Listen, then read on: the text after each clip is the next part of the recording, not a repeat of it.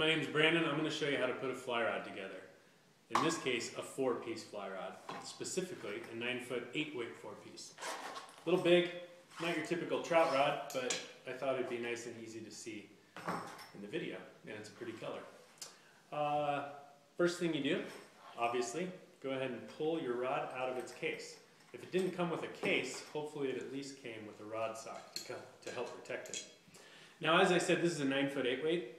I'm just going to give you a little information that's nice to have if you're getting into fishing. I know it's a 9-foot 8-weight because of the way it is, but I also know because it says 9-foot 0-inch number 8 line right here, and there's 1, 2, 3, 4 pieces, 4-piece. It also says 890-4X right there. In this company's nomenclature, is that right? That means 8-weight, 9-foot 0-inch -4X. Some companies would write it 908-4 or /4, 9-foot 0-inch 8-weight.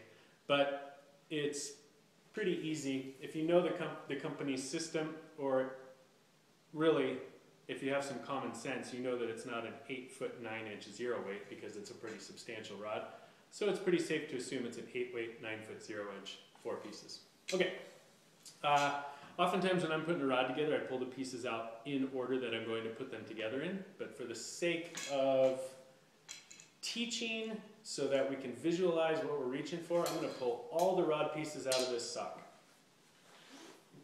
and just lay them out in front of me. Chances are you're not going to be doing this at a nice pretty kitchen counter.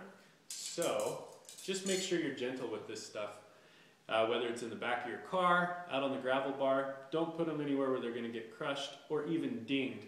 Rods typically fail as a result of a chip in the graphite that after a certain number of cycles just catastrophically goes. So try to avoid chipping your fly rod. They're pretty strong when you're fighting a fish. They're not so strong when it comes to whacking them against stuff.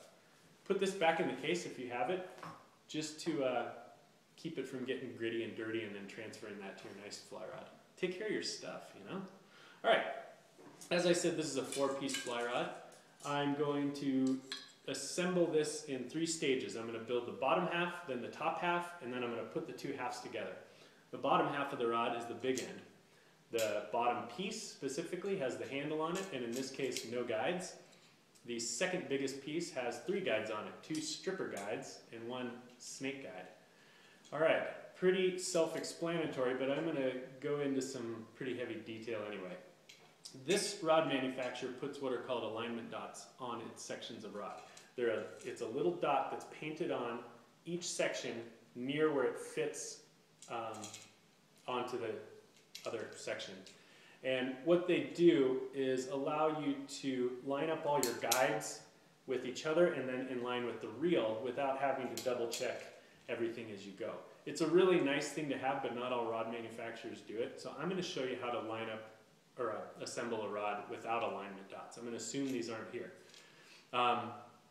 And what I just mentioned about lining the guides and the reel up, that's what we're trying to do. Put all these guides in a nice line, and that will be in line with the reel, so that when we eventually put a reel on this, down here, as the line comes off the reel and goes towards the tip of the rod through the guides, it's all in a nice straight line. Okay, let me tell you how to do this without alignment dots. Take your bottom section, the one with the reel seat. This is your reel seat. In this case, it has 2 nuts that push a little sliding bracket onto the reel.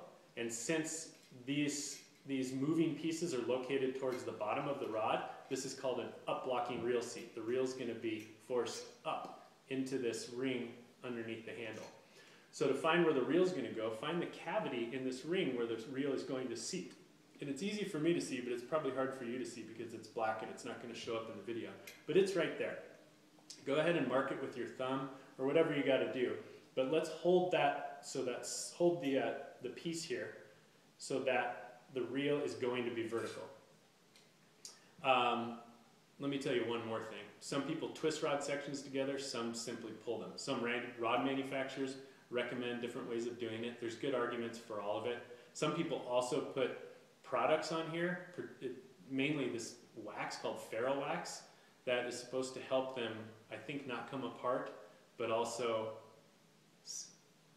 I don't really know what it does, but I don't use it because I think anything waxy is going to collect dirt and grit. and if you're not really careful with it, that's going to prematurely wear your rod out. So what I do is every time I put a rod section together, I give the male end a little swipe, and I just make sure there's not any grit in the female end, and I twist them together and it works just fine. So I'm going to show you how to twist them. What I do is I bring my upper piece, which is always going to have the female end, I draw it onto the bottom piece with my guides offset about 90 degrees.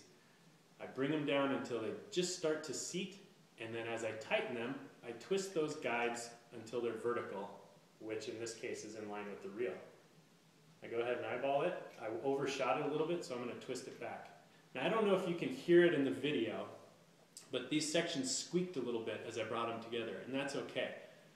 The hardest part about doing this on a video is trying to quantify how tight to make these. If you make them too loose, sections can separate as you're fishing, and oftentimes as they separate, right at the end, they twist and crack, and then you got to send your damn rod back for warranty.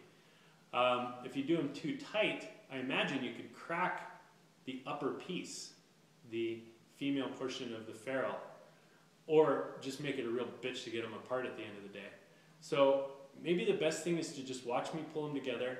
I'm definitely putting my arms into it, but I'm not putting my back into it. They're squeaking a little, but I'm not really reefing on it. And if you want to test it, you should make a little face as you pull them apart.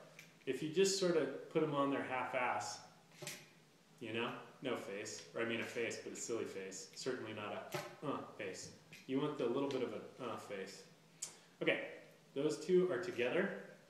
They are in line, which I also know because of the dots. Let's go ahead and do the top two pieces. It's real obvious which piece is the end or the tip piece because it has a different sort of guide at the end. It's the thinnest. And also keep in mind your rod tapers, your sections taper from bottom to top. So, you know, it's fairly obvious how they go together. Let's go ahead and hold this third section with the guides vertical. We'll bring the top section onto it with the guides offset about 90 degrees. We'll go ahead and twist them in place. Notice too that anytime I'm putting these together, I'm holding the sections of rod fairly close to where they're seating. That's a good idea. You don't want to hold this thing back here and push them together.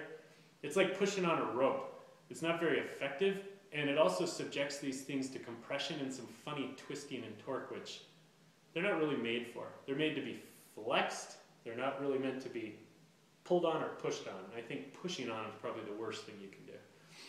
So now that we have this top half assembled, we'll do the exact same thing for the two halves. Hold that bottom half fairly close to the end with the guides vertical. Bring the top half on 90 degrees off. Twist those puppies into place at the, with the appropriate amount of tension. Eyeball them. Make sure they're in a nice straight line. Give it a little twitch. Oh man, that is nice. The only thing better is getting out there and using it. All right, that's it. That's how you put a rod together.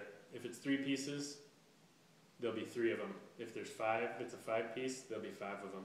There might even be 8 of them. There might be 2 of them. I think you can figure that out.